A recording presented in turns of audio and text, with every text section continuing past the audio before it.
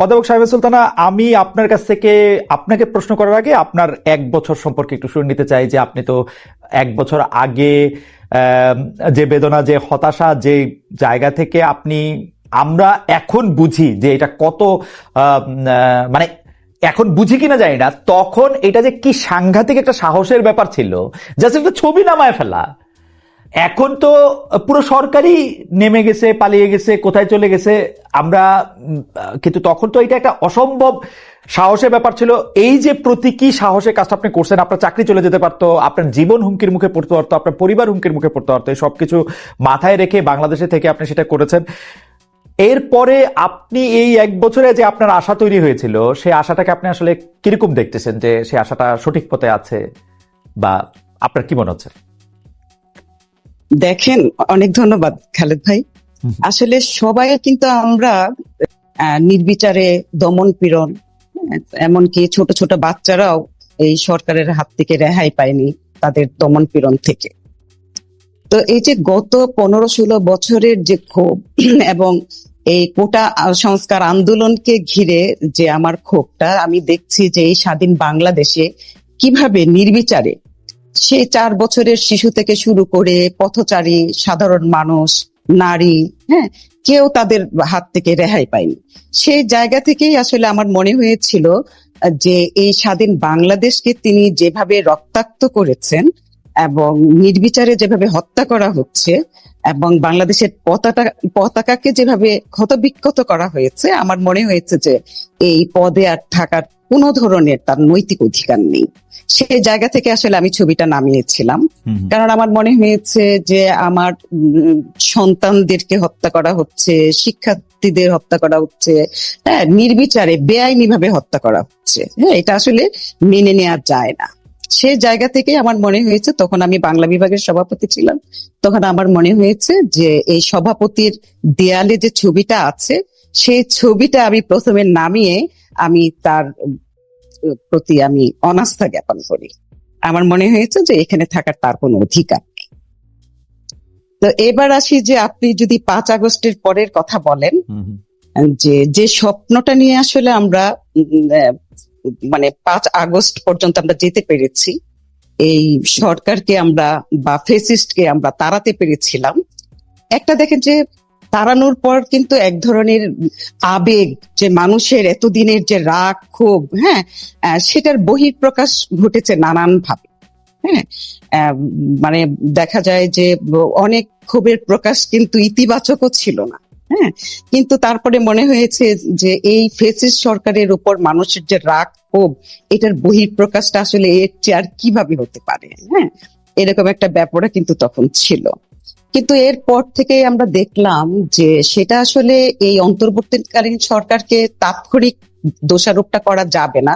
কারণ 6 তারিখ থেকেই কিন্তু আমরা দেখেছি যে নারীর উপরে কিন্তু নৃশংসতা শুরু হয়ে গিয়েছে। হ্যাঁ, যে নারীর পোশাক কেন এরকম, হ্যাঁ, তারপর আমরা দেখেছি যে মব সহিংসতা আমরা দেখেছি। হ্যাঁ, তারপর তো 8 তারিখে আসলেন আমাদের যে ইউনূস সরকার।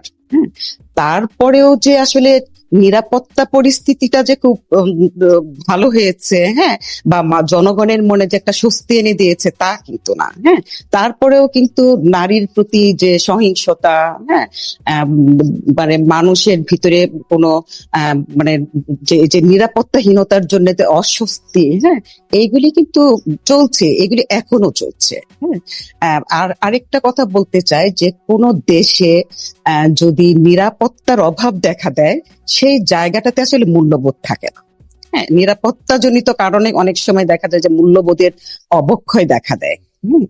যে আইন শৃঙ্খলা ব্যবস্থা যদি ঠিক মতো কাজ না করে, সেখানে কিন্তু আপনি মূল্যবোধের অবক্ষয়টা খুব বেশি দেখবেন।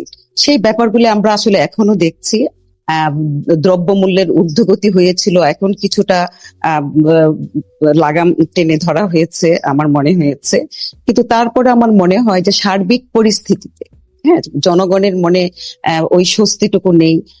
কারণ হলো দেখেন যে আমি যদি আমার নারীর জায়গা থেকে বলি, এখনো নারীর পোশাককে একটা বিশেষ গোষ্ঠীর চোখ আটকে আছে। হ্যাঁ, এইভাবে আসলে নারীকে নিয়ন্ত্রণ করার যে একটা ব্যাপার, হ্যাঁ, মানে নারীকে কি আসলে আতঙ্ক মনে করছে, বা আসলে আমি জানি না যে নারীকে দমিয়ে রাখার যে ব্যাপারটা। কিন্তু আপনি দেখেন যে এই 24-এর আন্দোলনে নারীদের যে স্বতঃস্ফূর্ত যে অংশগ্রহণটা ছিল, আমি অন্য কোন আন্দোলনে কিন্তু এতটা স্বতঃস্ফূর্ত অংশগ্রহণ কিন্তু আমি দেখি না। হ্যাঁ, যদিও নারীরা 52-তে অংশগ্রহণ করেছেন, নারীরা 71-এ অংশগ্রহণ করেছেন, যদিও তাদেরকে ওইভাবে মূল্যায়নটা করা হয়নি, কিন্তু 24-এর যে স্বতঃস্ফূর্ত যে অংশগ্রহণটা ছিল, এই একবিংশ শতাব্দীতে এসে আমার মনে হয়েছিল যে নারীদেরকে অন্তত কিছুটা মূল্যায়ন করা হবে।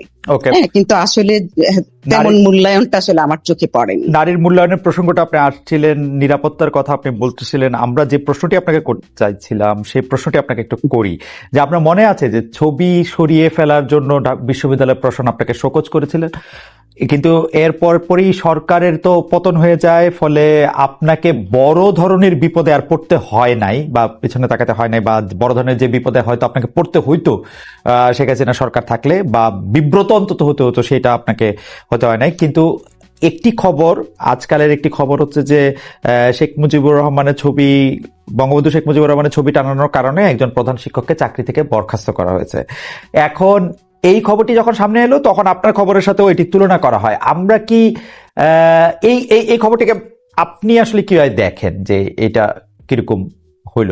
আমরা প্রাইমারি স্কুলের একজন হেডমাস্টারকে চাকরি থেকে বরখাস্ত করা হয়েছে কারণ তিনি বলছিলেন যে তিনি এই ছবি সরাতে চান না। আচ্ছা, আমি একটু আগে থেকে আসি, যে আপনি আমাকে বলেছেন শোকজের কথা, কিন্তু আমি যখন ছবিটা নামাই, হ্যাঁ, তখন কিন্তু সাথে সাথেই কিন্তু তখন যে বঙ্গবন্ধু পরিষদ ছিল, সেই বঙ্গবন্ধু পরিষদ থেকে কিন্তু আমার বিরুদ্ধে লিফলেট দেওয়া হয় আমার বিচার চেয়ে। হ্যাঁ, এবং সেদিনই কিন্তু জরুরি সিন্ডিকেট ডেকে আমাকে শোকজ করা হয়। হ্যাঁ, এবং নানান ধরনের হুমকি ধামকি তো ছিলই, নানান ধরনের ভাবে আমাকে নাজেহাল করার চেষ্টাও করা হয়েছে।